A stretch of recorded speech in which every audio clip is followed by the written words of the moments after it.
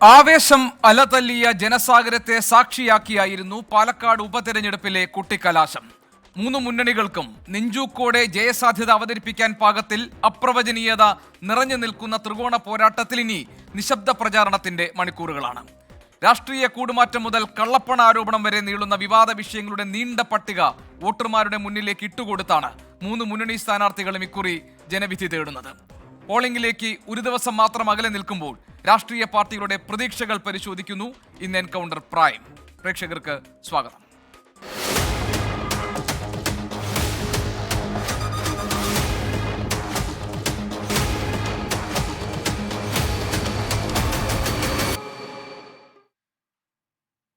CPIM പ്രതിനിധി Shri ജേക്സി Thomas, Congress പ്രതിനിധി doctor Jinto John, BJP പ്രതിനിധി ശ്രീ ജിജി ജോസഫ്, രാഷ്ട്രീയ നിരീക്ഷകൻ ശ്രീ CR നീലകണ്ഠൻ എന്നിവരാണ് ഇന്ന് ഈ ചർച്ചയിൽ പങ്കെടുക്കാൻ എൻകൗണ്ടർ പ്രൈമിൽ നമ്മളോടൊപ്പം ഉള്ളത്.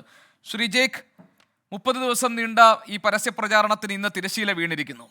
പാലക്കാട്ടുകാർ തന്നെ പറയുന്നത് ഇതുവരെ അവരുടെ തെരഞ്ഞെടുപ്പ് ഓർമ്മയിൽ ഇല്ലാത്ത തരത്തിൽ വീറും വാശിയും നിറഞ്ഞു നിൽക്കുന്ന ഒരു പോരാട്ടമാണ് ഈ ഉപതെരഞ്ഞെടുപ്പ് മത്സരത്തിൽ കണ്ടതെന്നാണ്. എന്താണ് ഇടത് മുന്നണി പാലക്കാട്ടെ ജനങ്ങളിൽ നിന്ന് പ്രതീക്ഷിക്കുന്നത്? ഏതൊക്കെ പ്രധാനപ്പെട്ട വിഷയങ്ങളിലാണ് പാലക്കാട്ടെ ജനങ്ങളിൽ നിന്ന് അനുകൂലമായ ഒരു വിധി ഉണ്ടാകുമെന്ന് നിങ്ങൾ കണക്ക് കൂട്ടുന്നത്? തീർച്ചയായിട്ടും അങ്ങ് സൂചിപ്പിച്ച ചോദ്യത്തിലെ പ്രതികരണം അങ്ങേയറ്റം അർത്ഥസമ്പൂർണ്ണമാണ്, ചരിത്രത്തിൽ വസ്തുതകളോട് ചേർന്ന് നിൽക്കുന്നതുമാണ്. പാലക്കാട് നിയോജക മണ്ഡലത്തിൻ്റെ ചരിത്രത്തിലെ ഏറ്റവും ആവേശോജ്വലമായ തെരഞ്ഞെടുപ്പ് മഹാമഹത്തിനാണ് ഇന്നത്തോടുകൂടെ ഔദ്യോഗികമായെങ്കിലും പ്രചരണത്തിന് തിരശ്ശീല വീണിട്ടുണ്ടായിരുന്നത്. ഞങ്ങളെ സംബന്ധിച്ചിടത്തോളം, പ്രത്യേകിച്ച് കേരളത്തിലെ ഇടതുപക്ഷ ജനാധിപത്യ മുന്നണിയെ സംബന്ധിച്ചിടത്തോളം, അങ്ങേക്കറിയാം, ഒരു പതിറ്റാണ്ട് കാലത്തോളം നീണ്ടു നിൽക്കുന്ന പാലക്കാടിൻ്റെ സമീപ തെരഞ്ഞെടുപ്പ് അനുഭവങ്ങൾ വിശകലനം ചെയ്താൽ എല്ലാ അർത്ഥത്തിലും അത്ര ശുഭോദർക്കമാം വിധം പ്രതീക്ഷ അർപ്പിക്കാൻ കഴിയുന്ന ഒരു മണ്ഡലമായിരുന്നില്ല പാലക്കാട് നിയോജക മണ്ഡലം. പലപ്പോഴും കോൺഗ്രസ് BJP മുഖാമുഖ യുദ്ധത്തിൽ ഒരു ബൈലാട്രൽ മത്സരത്തിൻ്റെ പ്രതീതി അന്തരീക്ഷം കഴിഞ്ഞ 1-2 തെരഞ്ഞെടുപ്പിലധികമായി പാലക്കാട് നിയോജക മണ്ഡലത്തിന് അവകാശപ്പെടാനുണ്ട്. അതൊരു വസ്തുതയാണ്, അതൊരു യാഥാർത്ഥ്യമാണ്. പക്ഷേ 2024 പാലക്കാട് നിയോജക മണ്ഡലം ഉപതെരഞ്ഞെടുപ്പിലേക്ക് നീങ്ങുമ്പോൾ അക്ഷരാർത്ഥത്തിൽ അടിച്ചേൽപ്പിക്കപ്പെട്ട ഉപതെരഞ്ഞെടുപ്പിൻ്റെ പാപഭാരവുമായിട്ടാണ് പാലക്കാട് സിറ്റിംഗ് രാഷ്ട്രീയത്തിൻ്റെ പ്രതീകമായിട്ടുള്ള UDFന്, കോൺഗ്രസ്സിന് പാലക്കാട് നിയോജക മണ്ഡലത്തെ അഭിസംബോധന ചെയ്യേണ്ടതായി വന്നിട്ടുണ്ടായിരുന്നത്. പാലക്കാട് നിയമസഭാ ഉപതെരഞ്ഞെടുപ്പിൻ്റെ പ്രഖ്യാപനം വന്ന ദിവസം മുതൽ ഇന്ന് വരെ നമ്മളിവിടെ ഈ സംവാദത്തിനായി ഒത്തുചേരുന്നതിന് അല്പം മണിക്കൂറുകൾക്ക് പുറകിൽ വരെ 1 ഡസനിലധികം വരുന്ന കോൺഗ്രസിൻ്റെ നേതാക്കന്മാർ കോൺഗ്രസിൽ നിന്ന് രാജിവെച്ചു.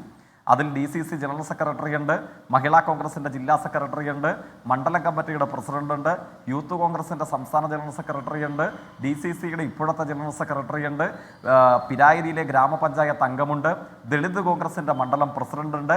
അങ്ങനെ എണ്ണിയെടുത്ത് തൊട്ടു സൂചിപ്പിക്കാൻ കഴിയുന്ന 1 ഡസനോളം വരുന്ന കോൺഗ്രസ് നേതാക്കന്മാർ കോൺഗ്രസിൽ നിന്ന് ഈ ഹ്രസ്വമായ ഉപതെരഞ്ഞെടുപ്പ് കാലഘട്ടത്തിനുള്ളിൽ കോൺഗ്രസിനോട് വിട ചോദിച്ചു. അവരെല്ലാവരും തന്നെ ഇടതുപക്ഷ ജനാധിപത്യ മുന്നണിയോട് വിശിഷ്യ ഇടതുപക്ഷത്തിൻ്റെ സ്ഥാനാർത്ഥിയായ ഡോക്ടർ P. സെറ്റിനോടും CPIMനോടും സഹകരിച്ച് പ്രഖ്യാപിക്കുമെന്ന് പറയുകയും ചെയ്തു. എന്താണ് ഇവരുടെ രാജിക്ക് ആധാരമായ കാര്യം? ഞാൻ വിശദാംശങ്ങളിലേക്ക് പോകുന്നില്ല. അവരാകെ പറഞ്ഞത് ഒരേ ഒരു കാര്യമാണ്. അവരുയർത്തിയ കാര്യങ്ങളിൽ ഏറ്റവും സുപ്രധാനവും പ്രധാനപ്പെട്ടതുമായ ഒരു കാര്യമെന്ന് പറയുന്നത് കോൺഗ്രസ് വർഗീയതയ്ക്ക് കീഴടങ്ങിയിരിക്കുന്നു, വർഗീയതയ്ക്ക് കോൺഗ്രസ് കീഴ്പ്പെട്ടിരിക്കുന്നു എന്നുള്ളതാണ്.